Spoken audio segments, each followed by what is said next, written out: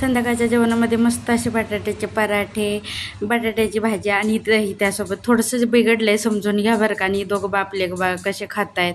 आणि लाडूला तिच्या आवडीचं असलं की मॅडम आमच्या असं निवांत बसून बाबाच्या मांडीवर खातात. शियाला भूक लागलेली, ती रडत होती, त्यामुळे तिला दूध पाजाय घेतलं ना. तिच्याकडे बघून असं वाटतंय की ती पिठाच्या गिरणीतच कामाला लागली आहे का काय. मध्येच एक व्हिडिओ टाकलेला मी झाडू तोडला, 2 महिन्यात तर हा पण तुटला. मला असं वाटतं झाडूवाले बिघडल्यात का माझ्याकडेच झाडू टिकत नाही असं तरी मला वाटायला लागले. असं उद्या बड्डे आहे शियाचा, त्यामुळे आज तिचा बड्डेचा ड्रेस घालून मस्त असा फोटोशूट केला. लवकरच पोस्ट करते, छान छान कमेंट करा बरं का शियाच्या बड्डेसाठी. संध्याकाळी बुवा आणि सायलीवरती आलेल्या, मग लाडूसुद्धा त्यांच्याबरोबर गप्पा मारत बसलेले, त्यांची कामं चालू होती तोपर्यंत. मग मी सुद्धा त्यांच्याबरोबर गप्पा मारेपर्यंत इकडं खडूसनं आणि लाडूनं मिळून भाजी निवडली बरं का. छान अशी उद्याच्या सकाळची तयारी. चपातीचा चुरमा कुणाला आवडतो नक्की कमेंट करा, मला खूप आवडतो.